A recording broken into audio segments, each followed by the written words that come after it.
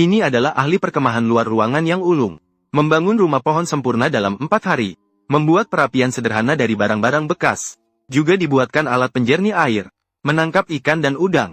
Ini adalah tikus tanah, ahli perkemahan. Tanpa banyak bicara, dia langsung menebang sejumlah besar kayu di hutan.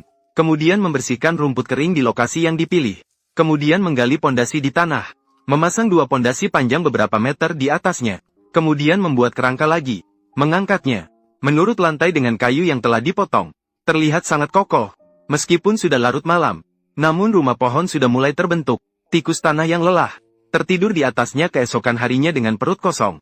Keesokan harinya ia melanjutkan pekerjaannya. Langkah pertama adalah membuat tangga. Karena naik turun setiap kali cukup merepotkan. Tangga ini agak ramping. Karena terlalu lapar. Marmot memutuskan untuk mencari sesuatu yang bisa dimakan terlebih dahulu. Dia menemukan sepasang cakar udang yang besar di tepi danau. Ia segera membuat 2 jerat ikan. Letakkan mereka di dalam air sungai. Sementara menunggu ikan masuk ke dalam jerat, ia membuat seutas tali busur. Kemudian dia membuat tumpukan barang yang bisa menyulut api. Lalu mulai menggosok batang kayu untuk membuat api. Mungkin keahliannya belum sepenuhnya terlatih. Marmot mencoba 2 kali tapi tak berhasil. Tapi dia tidak menyerah. Meskipun langit sudah gelap, tetap tidak berhasil. Marah, dia pergi ke tepi sungai untuk melihat hasil tangkapannya. Hasil tangkapannya juga tidak banyak. Di kedua jerat ikan itu hanya ada 2 udang kecil. Tapi mungkin karena ada makanan. Membuat semangat Marmot meningkat. Kali ini hanya butuh setengah jam menggosok. Untuk mendapatkan percikan api. Berhasil membuat tumpukan kayu terbakar. Kemudian dia dengan cepat memotong papan menjadi papan pemotong. Menghilangkan isi dan kaki udang dari kedua udang kecil itu. Kemudian memanggangnya di atas tumpukan kayu terbakar.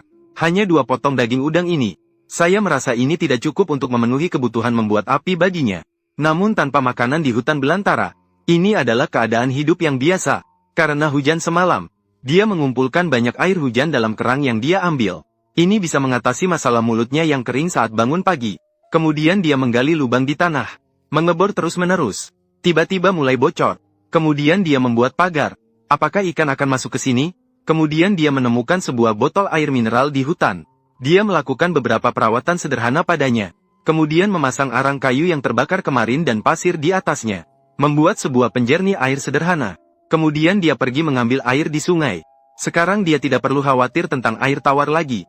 Setelah menyelesaikan masalah air minum, dia akhirnya mulai membangun pondok di pohon.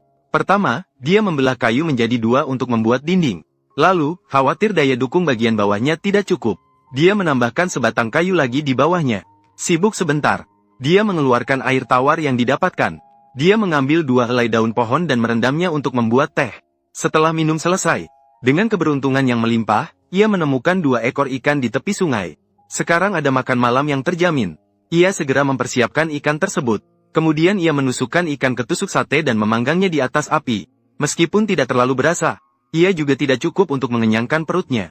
Tapi setidaknya memberikan semangat. Pada hari keempat setelah bangun tidur, tanpa sengaja ia menemukan selembar kain tahan air, dan ember besi, dan sebuah kotak sisa makanan kaleng. Tikus tanah segera punya ide berani. Setelah kembali, ia melanjutkan merobek kayu dan memperbaiki dinding. Kemudian membangun atap. Terlihat indah dari dalam. Setelah kerangka atap selesai dibangun, ia mengikat ranting kecil di atasnya. Kemudian memperbaiki bagian yang tidak perlu. Akhirnya, ia meletakkan kain tahan air yang ia temukan di atasnya. Kemudian, dengan rapi, ia membuat sebuah tempat tidur kayu kecil untuk dirinya sendiri. Tiduran di atasnya tetap nyaman. Setelah selesai, ia mengambil 2 batu. Kemudian ia menaburkan tanah di lorong untuk persiapan hidup. Kemudian dia memperlakukan tong besi yang ditemukannya dengan baik. Menyusun 2 dari yang saling mengapit. Mengambil korek api dan membuat api. Apakah Anda percaya ini adalah tempat perlindungan? Tidak akan ketahuan kecuali mendekatinya. Ternyata rumah tupai yang sebelumnya diintai oleh babi hutan. Dia dengan terpaksa memutuskan untuk pindah rumah. Kali ini ia membawa sebuah kamera palsu. Ingin melihat tetangga sekitar yang ramah atau tidak ramah. Lalu memilih sebidang tanah berpasir dekat dengan kolam. Karena dia membawa pancing. Tinggal di sini memudahkan dia dalam mencari makanan. Setelah memutuskan, dia mengambil sekop dan mulai menggali tanah. Bagi dia yang terkenal sebagai tupai, menggali lubang sama mudahnya seperti makan. Tidak lama kemudian hanya terlihat gundukan tanah di tanah. Kemudian dia pergi untuk memotong beberapa pohon mati yang jatuh secara alami. Memasukkan mereka di sekitar lubang yang dalam. Namun karena pasirnya terlalu lembut, kadang-kadang beberapa akan jatuh. Namun si musang tanah tetap tenang. Menggunakan ranting pohon yang baru dipotong sebagai kerangka, Kemudian menggunakan ranting kecil untuk membuat atap. Kemudian tutupi atap dengan dahan dan rumput liar. Mencegah pasir jatuh. Kemudian mengembalikan pasir yang baru saja digali. Dengan demikian, lubang yang sangat tersembunyi sudah selesai dibangun. Saat itu, rasa benci musang tanah terhadap babi hutan langsung meningkat 100. Kamu harus tahu bahwa rumah sebelumnya adalah benteng megah. Hanya dengan satu perapian saja sudah lebih besar dari rumahnya sekarang. Tapi dia percaya semuanya akan membaik. Dia menggali lubang di samping untuk membuat api. Setelah itu, ia melemparkan kayu besar ke dalamnya. Mengeluarkan pemanggang portabel.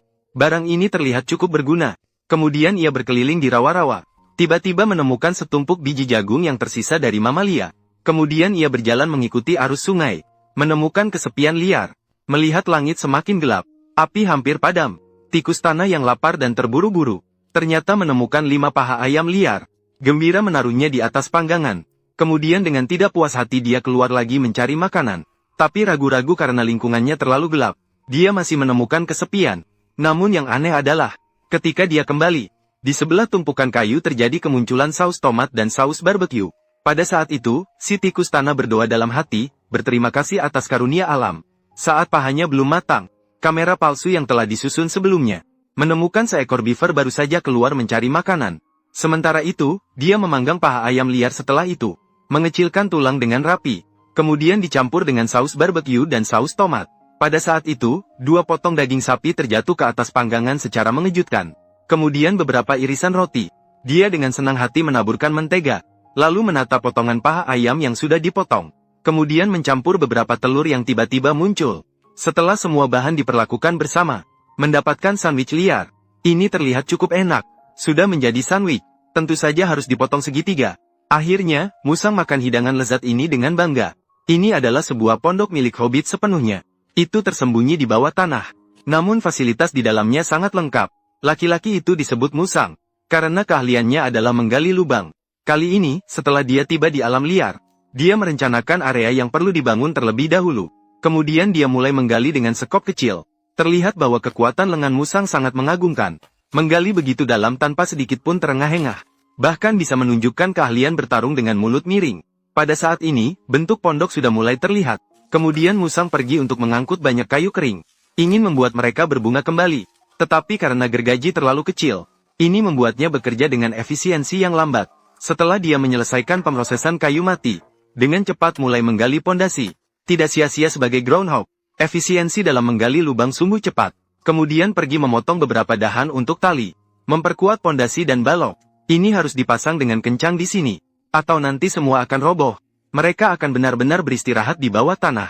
Setelah selesai membuat kerangka, groundhog dengan cerdik memanfaatkan alat di sekitarnya. Untuk membangun atap miring untuk dirinya sendiri. Rumah ini membutuhkan cukup banyak kayu yang terbuang. Setelah groundhog menata atap miring dengan baik, menginjaknya dengan percaya diri, memasangnya dengan miring untuk memperkuat tanah. Kemudian menggunakan kayu mati yang lebih kecil untuk membuat dinding. Kemudian dengan sungguh-sungguh menyempurnakan detail-detailnya. Lalu pergi mencari tanah liat untuk dicampurkan. Lalu mulai melempar. Tentu saja itu untuk mempersiapkan membangun perapian. Setelah mengelupas sedikit, dia pergi ke tepi sungai dan membawa banyak batu besar sebagai kerangka. Lanjutkan menumpuk lapisan demi lapisan dengan tanah liat. Tidak lama kemudian, dia menumpuk 7 atau 8 kali tinggi. Terlihat sangat nyaman. Setelah selesai, muskrat segera pergi membelah kayu bakar. Kemudian, dia memotong bahan untuk membakar dengan pisau kecil. Mulai menggosok batang magnesium.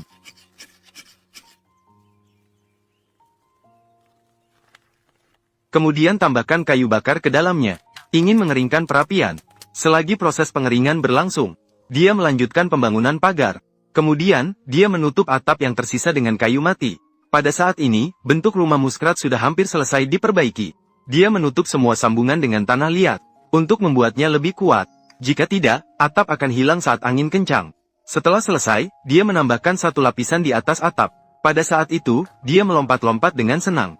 Kemudian, dia menggunakan ranting kecil untuk mengisi celah. Kemudian, tambahkan beberapa tanah liat yang baik. Letakkan kulit pohon yang baru saja dikupas tadi di atap. Ini benar-benar memanfaatkan semua bahan di sekitarnya. Setelah ditutup, beri daun sebagai lapisan kedap air. Kemudian tentu saja mencampurkan tanah yang baru saja dibersihkan tadi di atasnya. Teknologi ini tidak untuk membangun infrastruktur. Membangun lubang di sini benar-benar memanfaatkan bakat. Setelah seluruh atap ditutup dengan baik, Tikus tanah kemudian pergi menggali banyak rumput dan lumut. Letakkan mereka di atas atap. Pada titik ini, rasanya seperti rumah hobbit. Terakhir, letakkan batu besar di atas cerobong asap, untuk mencegah air hujan masuk. Pada saat itu, tikus tanah dengan senang hati melakukan gerakan kawin. Sampai di sini, sebuah pondok yang sangat tersembunyi telah selesai dibangun. Tikus tanah menyalakan banyak lilin yang hangat di dalamnya. Kemudian mengeluarkan daging sapi yang diberi hadiah oleh Tuhan.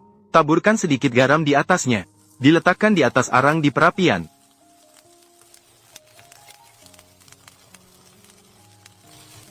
Hanya dipanggang kurang dari 20 detik. Tanah berbicara mengeluarkannya.